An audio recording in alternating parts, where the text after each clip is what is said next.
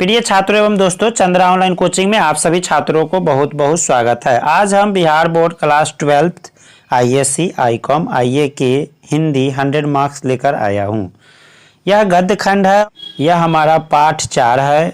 पाठ का नाम है अर्धनारीश्वर। यह रामधारी सिंह दिनकर द्वारा लिखा गया है। आप जानते हैं कि रामधारी सिंह दिनकर जी को राष्ट्रकवि के नाम से भी हम जानते हैं। प्रस्तुत निबंध जो है अर्धनारीश्वर शंकर और पार्वती का कल्पित रूप है, जिसका आधा अंग पुरुष का और आधा अंग नारी का होता है। एक ही मूर्ति की दो आंखें, एक रसमई और दूसरी विकराल। एक ही मूर्ति की दो भुजाएं, एक त्रिशूल उठाए और दूसरी की पहुंची पर चूड़ियां।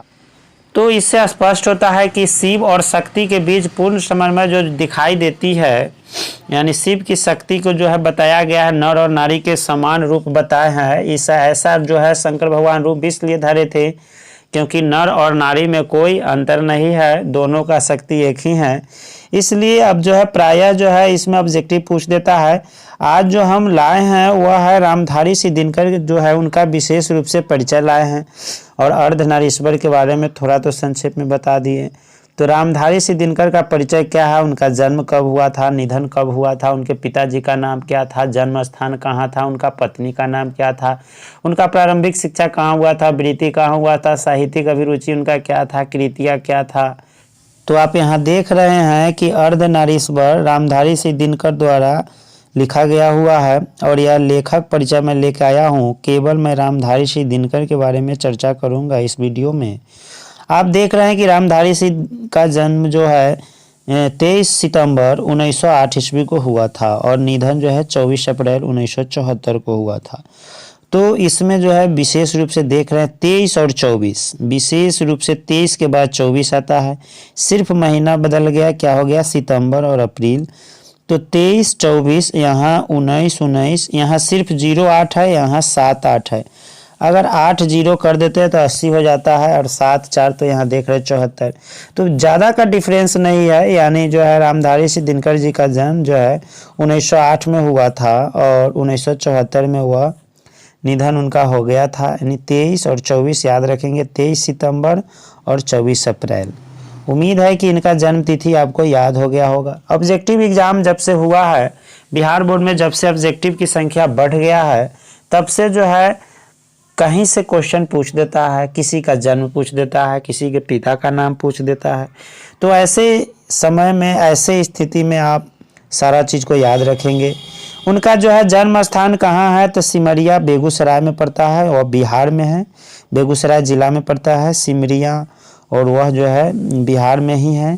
तो इनका जन्म स्थान जो है हो गया आपको सिमरिया बेगूसराय।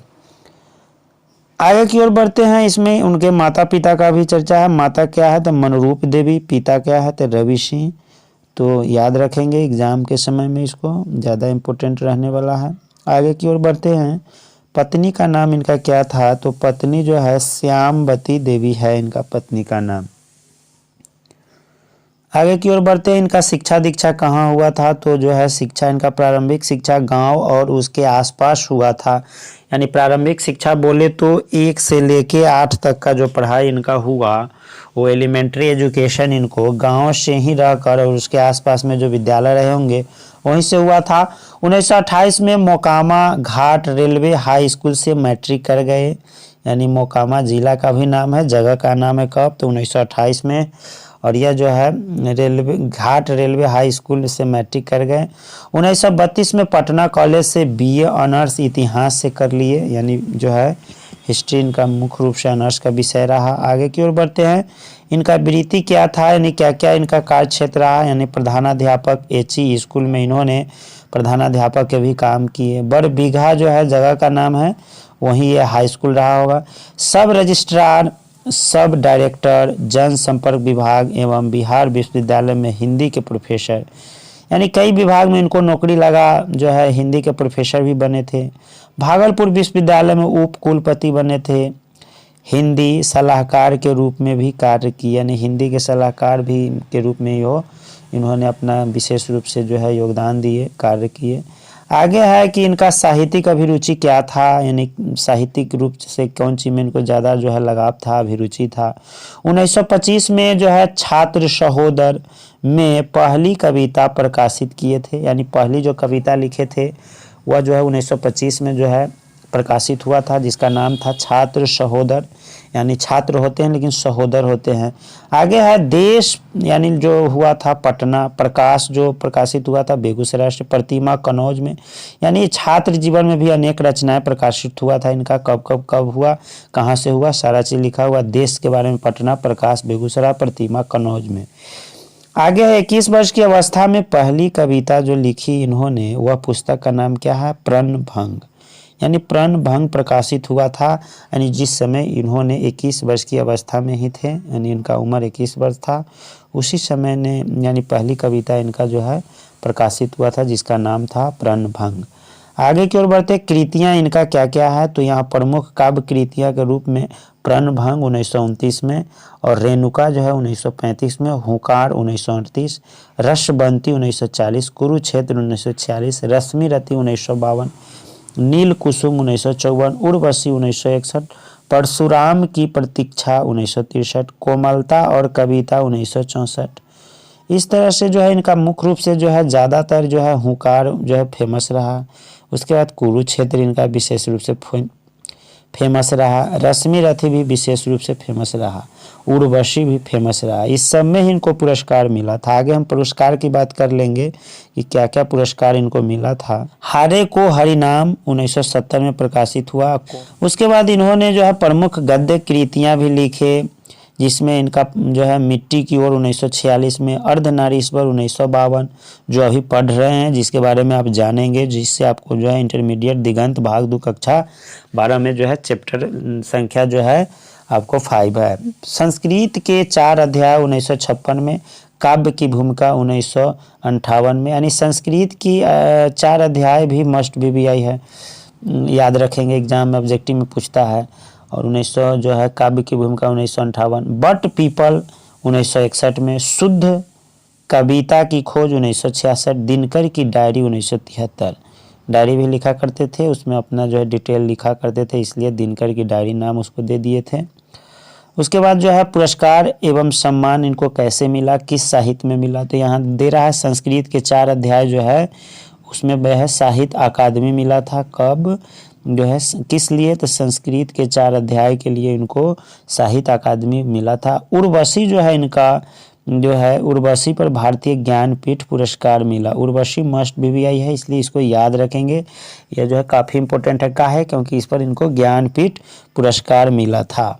ऐसे उर्वशी की बात कर लेते हैं। उर्वशी जो है कब इनका जो है प्रकाशित हुआ था, तो यहाँ देख रहे हैं उर्वशी जो है यहाँ 1961 में जो है प्रकाशित हुआ था, और इसी में जो है उनको जो है पुरस्कार मिला था, यानी भारतीय ज्ञानपीठ पुरस्कार। आगे जो है राज्यसभा के सांसद भी रह चुके हैं। और अगला जो है पॉइंट इनका, पद्म भूषण एवं कई अलंकारों से सम्मानित किए गए। राष्ट्रकवि के रूप में भी समादृत है, यानी राष्ट्रकवि के नाम से भी इनको लोग संबोधित करते हैं, जानते हैं।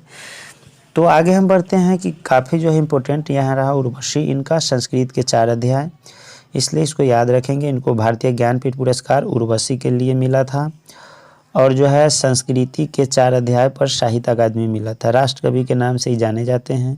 कुछ अन्य जानकारी भी इनके बारे में ले लेते हैं। राष्ट्रकवि रामधारी सिंह दिनकर जितने बड़े कवि थे उतने ही समर्थ गद्यकार भी थे, यानी कवि थे और गद्यकार, यानी कहानी वहानी भी लिखते थे, निबंध भी लिखते थे, बहुत बड़ा जो है ये राष्ट्रकवि थे।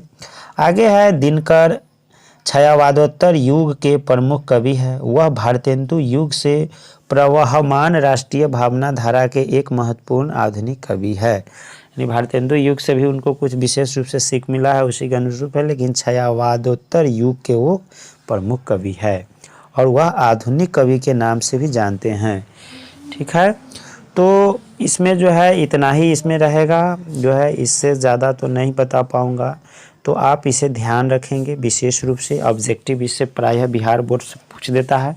एक कम पूछा करता है कि अर्धनारीश्वर के जो है लेखक कौन है, तो कभी कभी पूछ देता है रामधारी सिंह दिनकर है अर्धनारीश्वर के, लेकिन कभी कभी इनके पिता का नाम, इनको प्रसिद्ध जो भी जो है पुरस्कार मिला है, सम्मान मिला है, किस लिए मिला है, किस जो है कृति पर इनको जो है पुरस्कार मिला है। तो जानते हैं कि उर्वशी जो है 1961 में जो प्रकाशित हुआ था उस पर इनको जो है भारतीय ज्ञानपीठ पुरस्कार मिला था। उसके बाद संस्कृति के 4 अध्याय पर जो है इनका साहित्य अकादमी पुरस्कार मिला था। तो इस तरह से कई पुरस्कार मिले, राज्यसभा के सांसद भी रह चुके हैं। तो ये सब प्रायः क्वेश्चन पूछ देते हैं कि निम्न में कौन जो है लेखक है वह जो है राज्यसभा के सांसद बन चुके हैं, रह चुके हैं। तो आप रामधारी सिंह दिनकर के नाम जानेंगे। आपसे पूछ देंगे राष्ट्रकवि के नाम जो है, राष्ट्रकवि के नाम से किसे जाना जाता है, तो आपको बताना है रामधारी सिंह दिनकर को। इस तरह से इनका जन्म जो है याद रखना जरूरी है। पिताजी का नाम, जन्म स्थान सिमरिया बेगूसराय बिहार, ये सब याद रखना काफ़ी ज़रूरी है। और जो है ये सब याद रखना जरूरी है। माता का नाम मनरूप देवी, पिता रवि सिंह, श्यामवती देवी। शिक्षा जो है प्रारंभिक उसके गांव से आसपास में हुआ था। 1928 में मोकामा घाट रेलवे हाई स्कूल से मैट्रिक कर गए थे। पटना कॉलेज से BA ऑनर्स इतिहास से कर लिए थे। इस तरह से इनका वृत्ति भी बहुत अच्छा रहा। जो है हिंदी के सलाहकार के रूप में भी कार्य किए थे। साहित्यिक अभिरुचि में जो है सबसे पहला 1925 में इन्होंने पहला कविता प्रकाशित किया था जिस छात्र सहोदर के नाम से जानते हैं। उसके बाद जो है काव्य कृतियाँ भी इनका रहा, विशेष रूप से हुंकार जो है, कुरुक्षेत्र, रश्मि रथी 1952 में प्रकाशित हुआ था, कुरुक्षेत्र 1946। उसके बाद उर्वशी 1961। इस तरह से जो है इम्पोर्टेंट जो है काफ़ी जो है इनका जो है गद्य कृतियाँ सब है। क्या है तो अर्धनारीश्वर तो अभी आप पढ़ रहे हैं, मिट्टी की ओर 1946 में हुआ था। और यहाँ संस्कृत के 4 अध्याय में इनको साहित्य के क्षेत्र में जो है इनको पुरस्कार मिला था, साहित्य अकादमी पुरस्कार। तो उम्मीद है कि यह बात जो है आपको याद हो गया होगा रामधारी सिंह दिनकर से संबंधित। और आगामी बोर्ड एग्जाम में जो भी आएंगे इससे ऑब्जेक्टिव आप नहीं छोड़ेंगे, क्योंकि आप क्रांति ला रहे हैं हिंदी में। आपको हिंदी में आप हिंदी के धुआं उड़ा रहे हैं, चंद्रा ऑनलाइन कोचिंग से जुड़े हुए हैं। इसलिए जो है उम्मीद है कि हिंदी के आप एक भी सवाल जो है ऑब्जेक्टिव नहीं छोड़ेंगे। यहाँ तक कि यह सब्जेक्टिव में हेल्प मिलने वाला है। दीर्घ उत्तरीय क्वेश्चन है, लघु उत्तरीय क्वेश्चन है, सारांश है, सारे में मैटर लिख सकते हैं कि रामधारी सिंह दिनकर ये थे, उनका घर यहाँ थे, वो राष्ट्रकवि है, वह जो है छायावादोत्तर युग के जो है महाकवि है, उसके बाद जो है प्रमुख कवि है, इस तरह से वह जो है गद्यकार भी है, उसके बाद जो है कवि भी है। इस तरह से जो है अर्धनारीश्वर के बारे में आप जान चुके हैं कि जो है ये शिव और पार्वती के कल्पित रूप है। तो आगामी जो है आगे हम इसको समरी भी पढ़ेंगे। ऑब्जेक्टिव इसका लोड हो चुका है, चंद्रा ऑनलाइन कोचिंग के प्लेलिस्ट में जाएं और सारे सब्जेक्ट जो है सारे पाठों को जो है ऑब्जेक्टिव लोड हो चुका है, हो रहा है और हो चुका है। ध्यान रखेंगे, एक एक वीडियो देखिए और इंग्लिश का भी, हिंदी का भी। तो वीडियो अंत तक वीडियो में बने रहने के लिए सभी